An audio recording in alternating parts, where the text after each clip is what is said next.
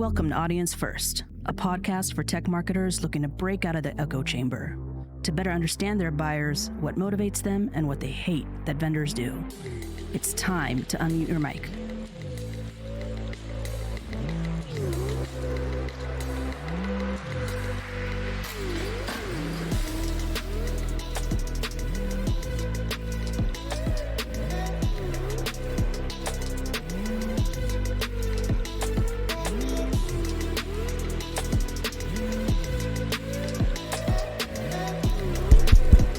Are you ready?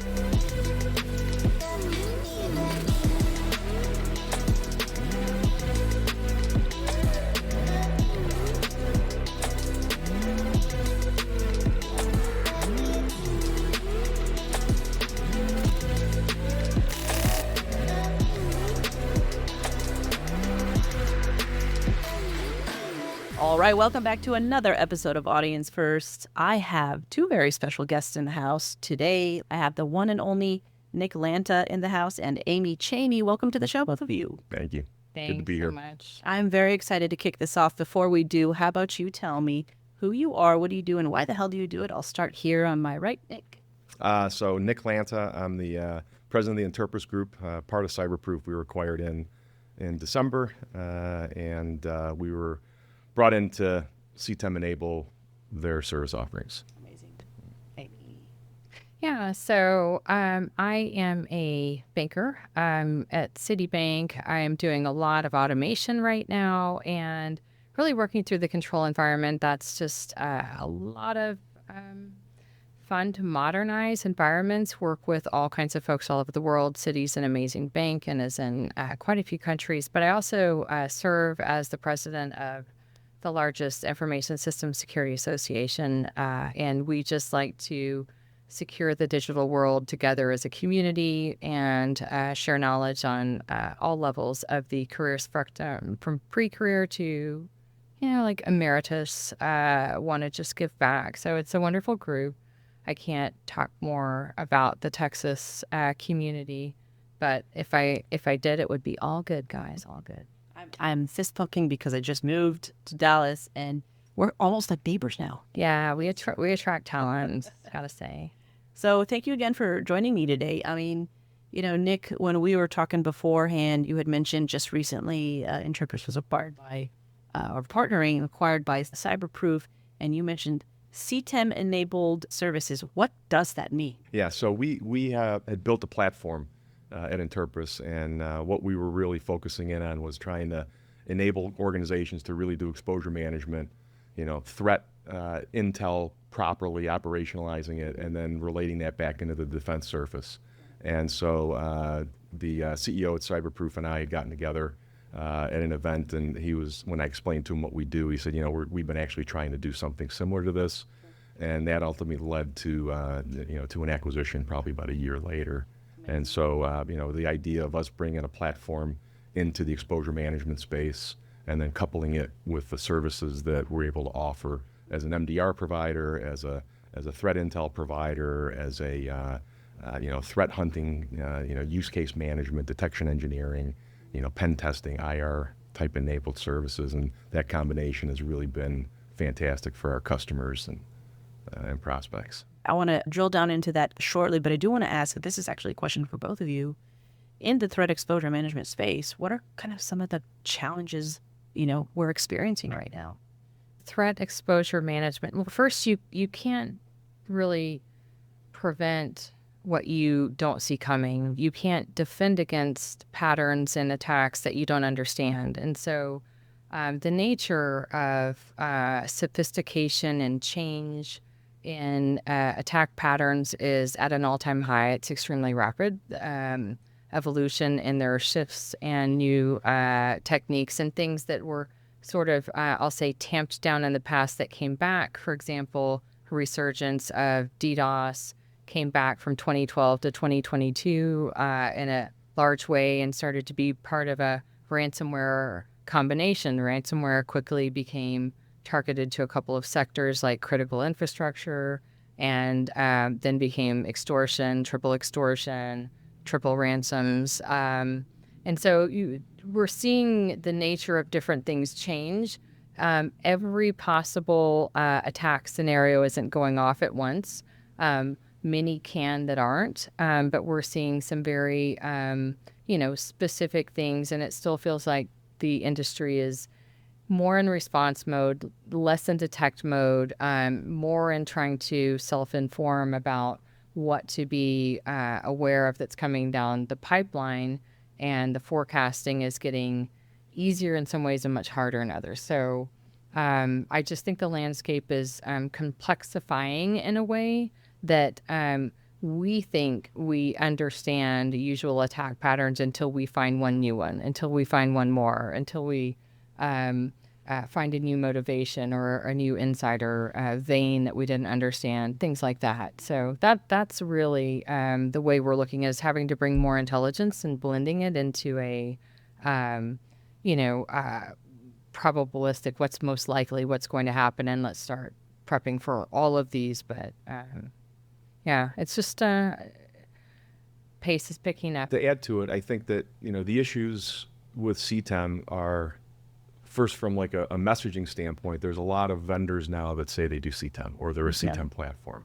And that's not a thing. It's a methodology. And so, you get a lot of vendors that maybe are in the vuln management space, and they add a CAASM, or they add an external attack surface management. They say, hey, now we do CTEM. Well, you do a part of it, just like the EDR vendors or the SIM vendors, or, we'll say the same thing, or the tips or the threat intel folks.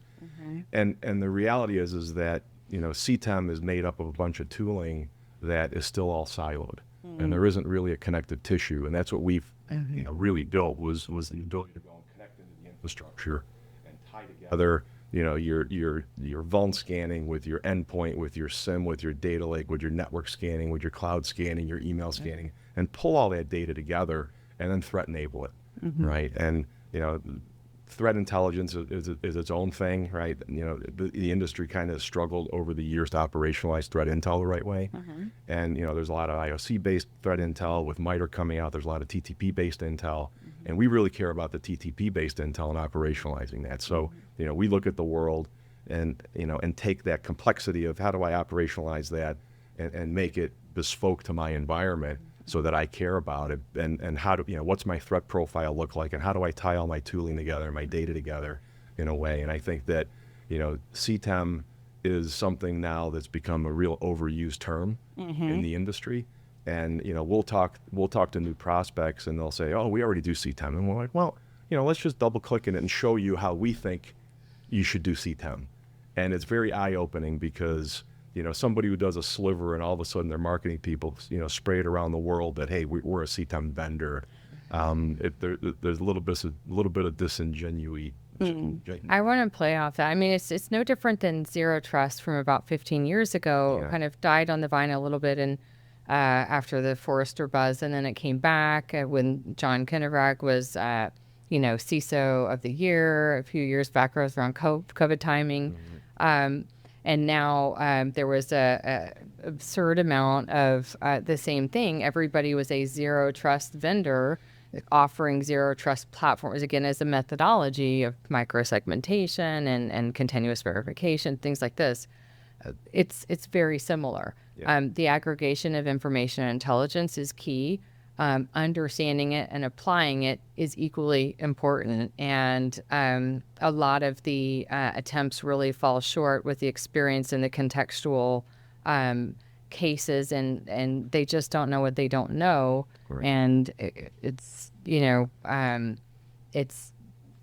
almost difficult to not want to stop and say, yes, your 4 links of the, 30 links we consider Exactly. type of thing. So it's an interesting scenario, but when you're a buyer, when you're a reviewer, when you need a solution, you have to go through a lot of strides to also do that same reverse analysis to understand what people say versus what their product does versus how it would affect your environment, what results and outcomes you would actually get. It shouldn't be so many steps to the outcome. Yeah, and I think, and to build on that, I think that's one of the issues that's problematic about CTEM is there's a lot of disingenuous kind of, expressing of it and saying, hey, we do that. And then it's up to you as the buyer to try to unpack it and to understand it. And, I've seen that a lot where, some CISOs are very, regimented in their approach to buying, and you could just see the light bulb turn on in their head when we show them, like, look, here's how we're doing it. We're not saying that we're a CTEM platform. We're just enabling it, right? Like we're putting the glue together so that you all can, put a program together. What does a healthy program look like? If you're not enabling from a tech perspective, what are the steps that need to be taken? Yeah, well, I mean, to do CTEM the right way, you first need to, understand the threat profile of your organization, right? So you need to understand who is really attacking you and why. And so we go in and that's the first thing that we do is we build a threat profile, and then we can say, okay, right, here are the attackers that really care about you. They like organizations that look and smell and feel like you do, and these are the ones that are running active campaigns, and this is the malware that's being used, and these are the TTPs that are being used, and these are the CVEs that are associated with it. And then after we build that, we do a scan internally. So we look at the attack surface, and we go, okay, right, here's some gaps in your environment, and then we marry those things together, and then we look at the defense surface and go, here's what you got to go fix. Right. Right. So you got gaps in in detection logic. You got gaps in visibility. You have gaps in your controls that are specific to those TTPs. And oh, by the way, these CVEs are attached to those TTPs, or attached to these identities, or attached to these assets inside your environment. So you get a holistic picture of everything that's going on in there. And then, you can look at every corner of the environment, wherever there's detection logic, wherever there's controls, wherever there's logging being taken in, we can adjust that in and just build a big data model and do it on a continuous basis. And we take it even one step further. And we've had this for, in 4 of my companies where, logging will get turned off, and then an incident will happen, and somebody calls us and goes, hey, your system's not collecting, and, what do we do? We've got a ticker inside our solution that says, hey, someone just changed detection logic in your environment. Someone just turned off logging here or got shut off. This control was just changed. And it's a real-time alerting system of your defensive surface. So that's how we think about, CTEM and how you actually pull a proper program together. But then, once you have that baseline of a continuous system being run, a platform, then on top of that, you can layer in your use case management services and your detection engineering and your threat hunting and, your CTI services. And it just becomes an integral part of how you manage your SOC environment. Yeah. And contemporary AI-enabled tools, modernized tools for today's environment, for tomorrow's environment, will instantly crop up results. In fact, frequently too many to even be prioritized because there are a series of, I wouldn't say compromises, I would say there are a series of decisions within risk tolerances, risk appetites, programs, shuffling of orders of prioritization, brittle architectures, phenomenally complex environments. At the point in time where I put IBM in containment at Bank of America, we had over 700 contracts with them. They were our underfooting, and I, had to go with a couple of folks that,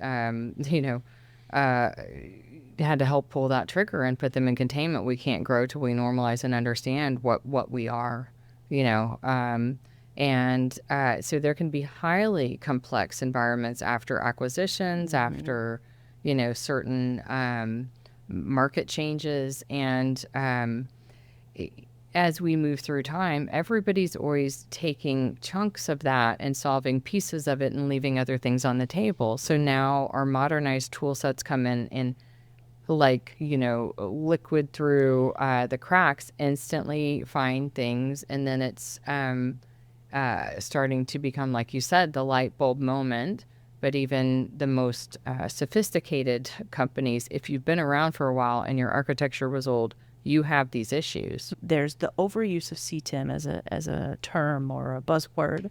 Is it safe to assume that there's overuse but underutilization of the actual program? Does that make sense? Yeah, it does. Yeah. And the answer is absolutely. Yeah. Why do you think that is? I want to double click into that a little bit more. I think that organizations, some of the sophisticated organizations that we're dealing with, they've been trying to do this with spreadsheets and threat intel teams, right? Yeah. And so they're doing that threat intel fusion themselves. They're going around and, and looking at the, what the sensors, capabilities are, how they're configured, Yeah. marrying that together with all the other sensing across the environment, trying to aggregate all the logs and the detections and the controls, and then going back and trying to map it up against MITRE ATT&CK themselves. And that's in a large complex environment. If it's hybrid, even worse. I mean, the financial services industry, the insurance industry, all hybrid. They have legacy systems. So being able to cross that chasm between cloud environment and on-prem is really, really difficult for organizations. And the ability to really wrap your arms around holistically, okay, who's really targeting me? How is that going to affect my decision-making on what I need to really focus in on? And then once I figure out what I really need to focus in on, what's the actionable prioritizations and optimizations I need to go do across all my sensing? What do I need to turn on so I could write the proper detections that aren't there to counter the TTPs? What controls, do I have available to me that aren't enacted? And so that ability is coming. So, if you read some of the reports that Gartner's putting out and, where the MDR market is going and, they're going down the path of exposure management very rapidly. And, we just happened to kind of front run that. And, the Gartner folks approached us and said, you guys, we're going to use you as a poster child because you're one of the first CTEM, kind of ecosystem companies that went and married up with an MDR. And we said, that's where it needs to be. Yeah. Because, it's not just deploying a platform, because then it's another tool that somebody has to run, but you need to go in there with kind of, a services-led engagement model where you can say, look, we're not only going to help you with the program, but we're going to wrap around the other ancillary services that make the program solid. CTI and detection, detection engineering and threat hunting and, vuln management. I mean, we've had a vuln prioritization problem for decades, and nobody solves it. Right. No, City's got we just cut them off 100,000, 200,000, right? Yeah, and my vulnerability management team that I worked with at Chase, JP Morgan Chase is my same one that I have at Citi. We, like many people, have flowed and moved in the industry from place to place. There are methods, and oftentimes we're taking certain levels of priorities and we're removing them out of our ecosystem. We're, doing things like that. But to go back to your question, why is that? Well, I can tell you because you're crossing different domains, which are different, mini business centers that are incented different ways to be looking at different things. And so the aggregation of that, the float of that, that's an extra headcount, that's an extra activity. And unless you're an enterprise that really can enable that level of sophisticated review, which is very few, and even when they do, believe me, I've been one of those people. I mean, that's quite literally how I operated was, let me tell you how all these different intelligence sources are telling you the same story different ways and what we really need to look like when we come out of this transition, because this is too, the information is too chaotic and noisy, and we need to start to move into, appropriate translation of that information. That is a group effort. That is working across, I can't think how many domains we're talking about, but, at least 17, between tech and cyber are touched. So quite frankly, that group doesn't exist. That needs to exist in a solution, a methodology and execution path that people can follow. It's not going to be a, senior director title, I guess.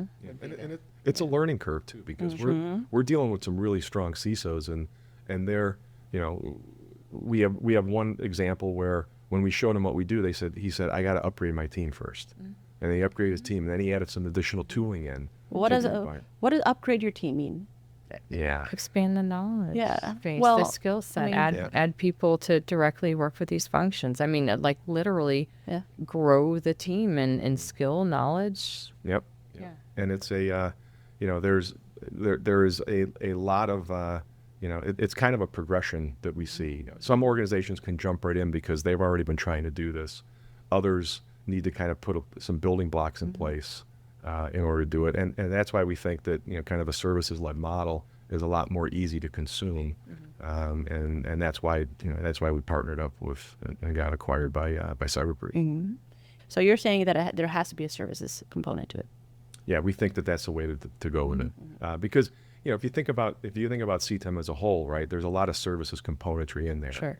and it needs to be packaged up. It's not just a platform that you drop ship Right. in and then go, okay, we're CTEM enabled. Yeah. Right. It's you need a collection, visibility, understanding kind of environment, solution that can tie all your great solutions together. Because we don't have a data problem anymore. We used to have a data problem, right? There was, we didn't have the right amount of meta. We didn't have the right kind of ability to collect. We didn't have the right ability to pull all that in. But now we have all that data. It's just a matter of how do we correlate it into something meaningful and actionable. Right. Yeah. Right. And doing it in a way where, we took the view to say, okay, right, we're going to make sure that all the known knowns, right, all the known threat actors that are out there today running campaigns, that's going to be what we're going to start with, and we're going to use that as our guiding light on what we're going to focus in on. Right. Yeah. And you've got to stay very current with, and that was one of the, kind of where conversation started a little while ago too, is you've got to stay current on the threat actors' behaviors today, not the patterns that have been stockpiled, yes, but we need to continuously be watching it and adjusting. But, when you talk about building blocks, it's not just human capital, expanding the team. There is a lot to anchor a new tool, a new solution, a new way into a business. You've got governance, you've got policy standards, requirements, you've got time periods that are fixed. You've got a necessary vetting, reviews, proofs of concept. Sometimes you've got a lot. And we're rapidly making these changes. We're throwing these project upon project, sometimes at change exhaustion level. We're running just under, can the people take it? Yeah. To try to stay able to combat, able to see, like we said earlier, you can't respond to what you don't see coming, what you don't understand, what you can't detect. I do want to ask about automation as it applies to CTEM. I mean, you're dealing with a services and platform and tooling component, but where does automation come into play, and how does that help? Oh yeah, automation is central to what we do. Yeah. And it's the whole idea of looking at all the threats that are out there and prioritizing the ones that matter to the organization. Right, there's an enormous amount of automation that's in there. We use a lot of AI in that ability to take all of the threat reports, all the research reports, all the vendor provider reports, and munch through all that data so that we can say, okay, right, these are the campaigns that are being run. These are the malware use. These are all the TTPs. These are all the CVs related. But that's one place where there's a lot of work to automate and prioritize what is meaningful. But then we do the same thing on the attack surface. So then we look at all the tooling, and we look at the optimal configurations. We look how they're currently configured. We look at then what the real configuration needs to be to counter those threats and those TTPs. And so there's a tremendous amount of automation there.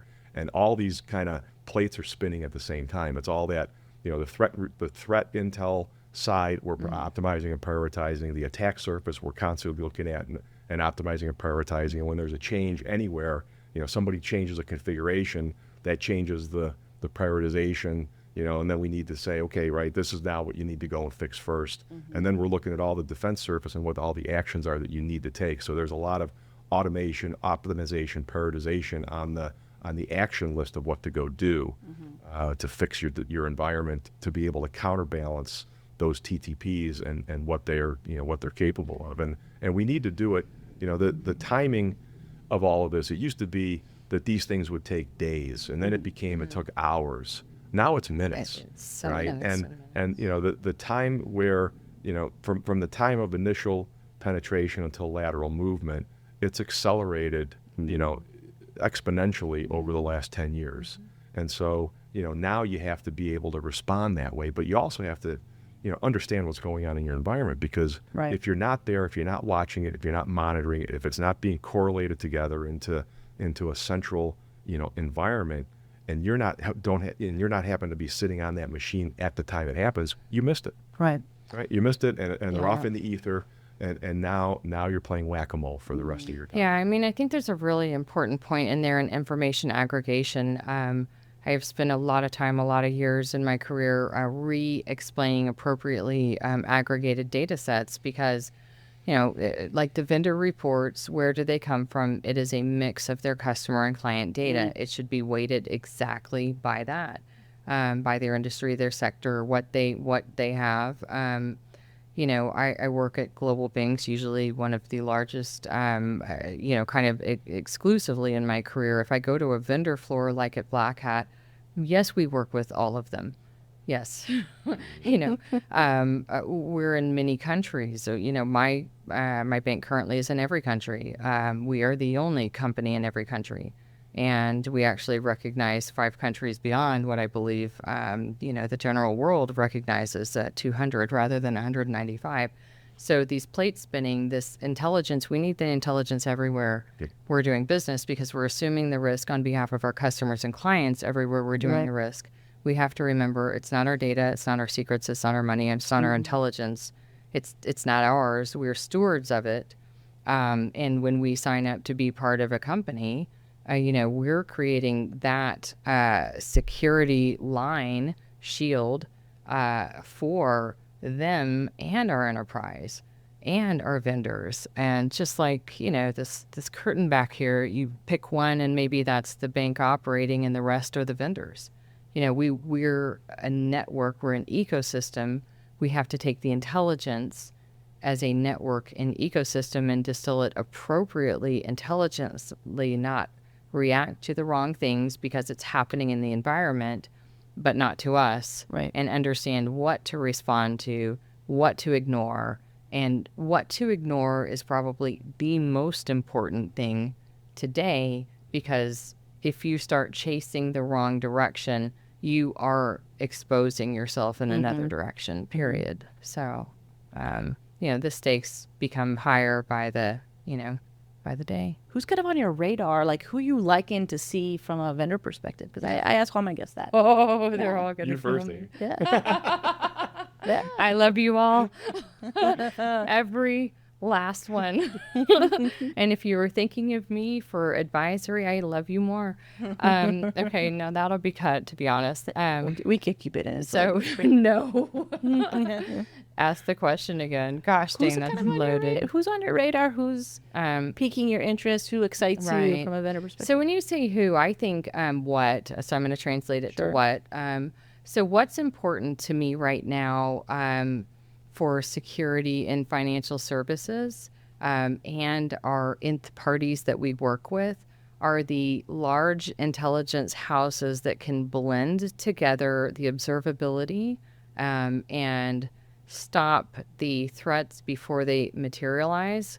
So I like the companies that are not the feature I built to sell. They may be a stellar feature, but they're not going to be a strategic long-term partner. I am looking for who can tell us where we need to build a new domain, who can tell us where we need to be thinking about something differently.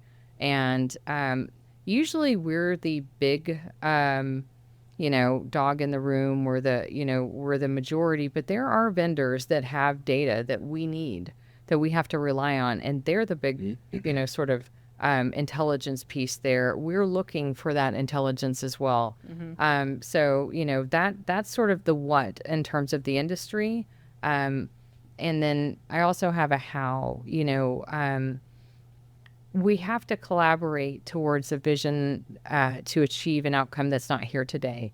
So we have to have people that are focused in that direction to work with us and achieve those outcomes that might be set as a risk scenario that we expect to materialize in, 6 weeks or 18 months or 3 years, 36 months, sorry. And so we're also looking to collaborate for where we need to be positioned before we have to be ready for that, we'll say fireworks to start.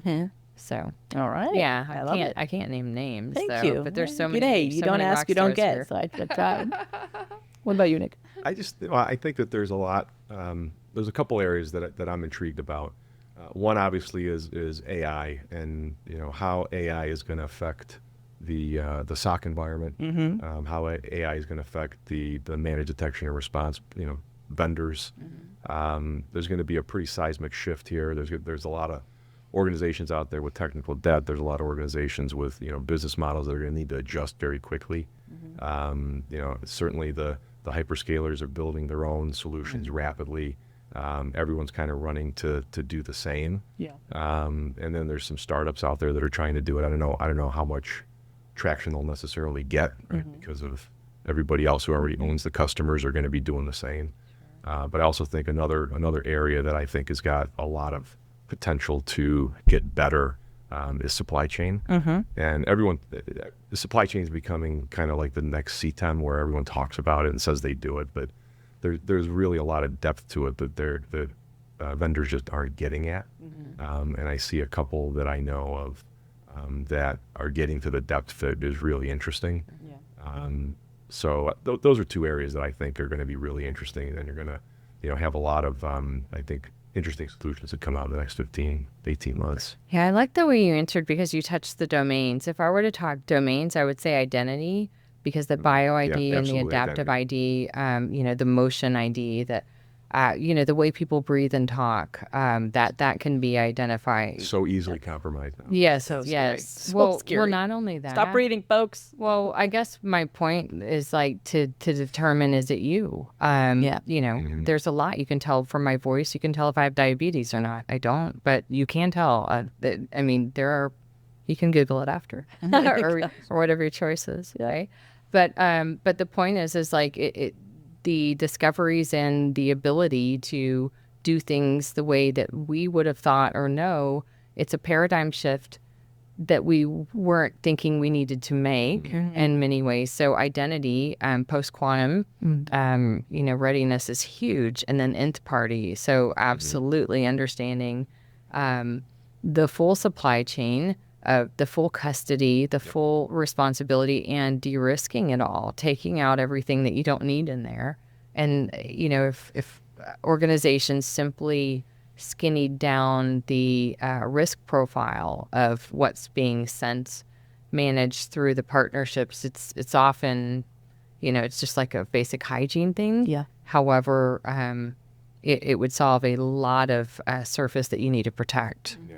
And Amy, we're excited because we're having some of our customers and some of the prospects we're talking to, actually talk to us about them wanting to get inside out views of their supply chain, Yes. which is perfect for us. Yes. And we're set up in a way that we can handle that. And so we're excited about those conversations, whether they be, at the large, supplier level, or whether it be in the insurance industry. We're excited about that because we can have a real play there.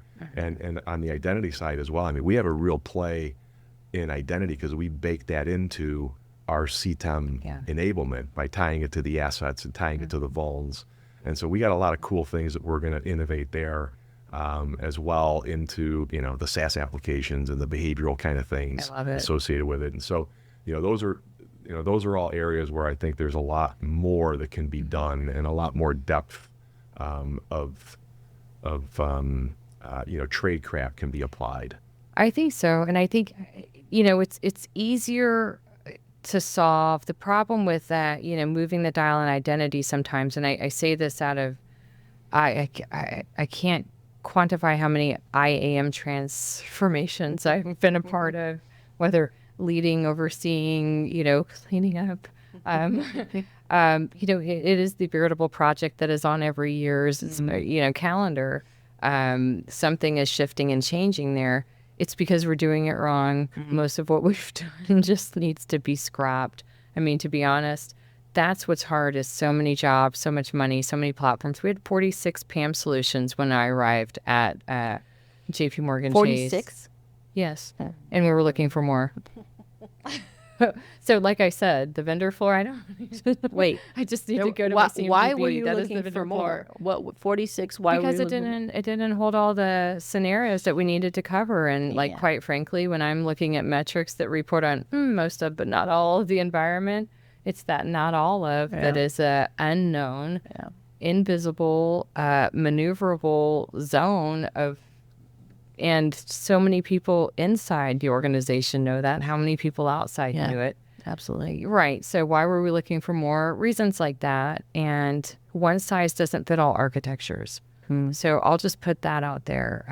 Again, as you can tell, I might be a numbers person, but when I went to Bank of America in 2010, we had 10,604 mortgage applications registered. These are everything from Excel spreadsheets that ran a macro that created pricing and values for some loan product to tools around the world to things that were bought 8 ways over by 17 different buyers over 30 years. You're laughing because it's like a spaghetti bowl of wet noodles. If you can find your way from one side to the other through the labyrinth blind and like you actually arrive. It was by accident. That's where we were starting because, when you acquire, you're like, oh, that dog's breakfast looks appetizing. No one, let's clean that up. So it's a harder problem than people think.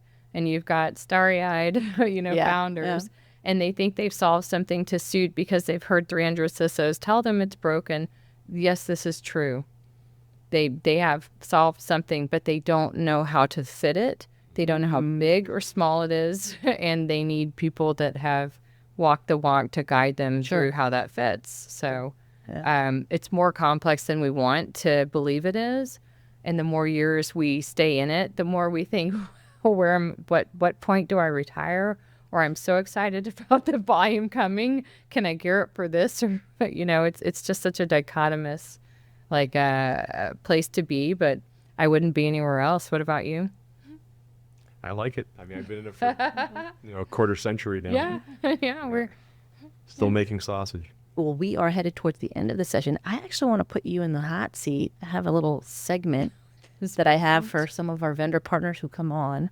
Are you ready? Just quick fire questions. Fire away. All right, let me pull them up. There you go. I mean, I thought that was the hot seat. No, this was smooth sailing. All right.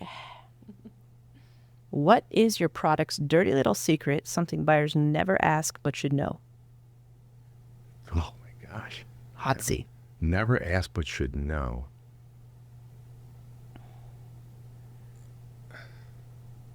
I mean, it's really not about the product. It's kind of the ethos of what we've always done, which is we're not lying to you. It's like we're telling you the truth. Like, just try it. And so we've always said, just put it in. Like, put it in. Let us show you what it does. Tell us about a challenge that shaped how Interpreters does business today. We talked to hundreds of CISOs. They all love it. Implementing it into a large organization and the process that it takes now to insert a product is years. And we thought that we could put the platform in because it was self-explanatory and it connected the tissues and it led you to prioritizations and optimizations and answers of what it needed that you just can't get otherwise. And even with that, it was like pulling teeth to get it in as a platform. So combining with CyberProof and doing it as a services-led model, our revenues will by the end of this year will have grown 60-fold. Wow. In the first year. Well done. Right. And it's that type of, adoption of a service is so much easier than the adoption of a platform. How are you different than the competition? So I don't think any of the competition is as holistic as we are. I know they're not. So we connect in and we provide a holistic picture that ties all of the entities together in a way that other vendors that say that they're CTEM will only look at it from the vuln scanning or vuln prioritization side, or they'll look at it from just the EDR perspective of things, or they'll look at it from, the BAS side of the house, or, the attack surface side of the house. So we're like, that's great, but you got to pull all those together. And that's what we do. So, we provide a truly holistic view, and people say, well, are you competing against this, ABC vendor? We're like, no, they're just a plug-in of data for us, right? We're just taking their data and mashing it together with all the other data that we get from all the other, security tools that you have in your stack. What's the biggest myth about the CTEM category that you want to debunk?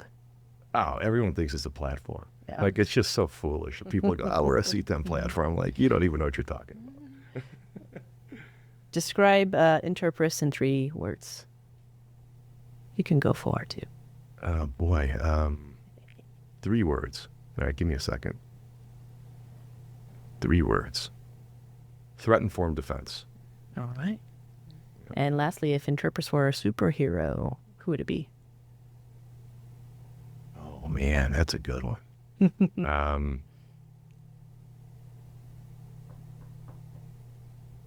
Deadpool, just because I think he's funny. Oh, yes. I love That it. count. Yes. Does that count? Love I it. don't know if he's really a hero. Yes, he is. Yes, he I is. think Oh my he's the God. funniest out of all of them. Oh, this episode is going to get so many likes. Oh my gosh, I love it. Well, we are at the That's end of the awesome. episode. Are there any imparting thoughts you want to give to the audience today, Amy? Things look differently when you step into it than they do when you're on the outside of it. And that's it's very relevant in this conversation because when you aggregate information, you see a different picture than you do when you're looking at the pieces. And so you just can't substitute the sum of the parts being greater than the whole. It really is. And we need the analysis, we need the review and understanding the pace that only can happen with AI enablement, with machine learning models. And that's today's world, and it's only going to accelerate from here. Buckminster Fuller had a curve that he put out. It's no longer a curve, it's a straight velocity north play, and it's just a matter of speed at this point. And so that's where we really need to understand this blend into human and AI modern thinking that gets us a result that will keep us ahead of these factions, nation states, spin-up gangs, kids with skills and free time, attacks. And that is truly the only way. It's why we're in security. So, I appreciate everybody else that's fighting that fight with us. Amazing. Nick? Yeah. So I think that the biggest thing for me is that organizations, and I think they're leaning into this, is that they're taking now a threat-centric view of things. And so they're starting with the threat, and we believe in that firmly, that you need to start with the threat in order to be able to, then be able to look at yourself and your organization and determine what you need to do to fix and defend against that, and have, a mechanism to constantly see the evolving threat and prioritizing it, and then relaying that back into the organization and say, okay, all right, things have just changed. We gotta change things from a defensive surface standpoint. And so I think certainly the industry is moving that direction. We talk to a lot of CISOs, we talk to a lot of service providers. They're all moving in that direction, want to move in that direction. And I think that's exciting. I think that this finally, is taking root. Amazing. Well, thank you both for joining me today on the show. You two are always welcome back. I mean, Amy, you're a three-peat, I think, at this point, no? I don't know, Dana. It's just like a dream every time. It is, absolutely. Thank you again. And thank you to our friends over at CyberProof. This has been another episode of Audience First. We are out. Thanks for tuning in to this episode of Audience First. If you like what you've heard, feel free to follow or subscribe to Audience First on Apple, Spotify, or any of your favorite podcast streamers.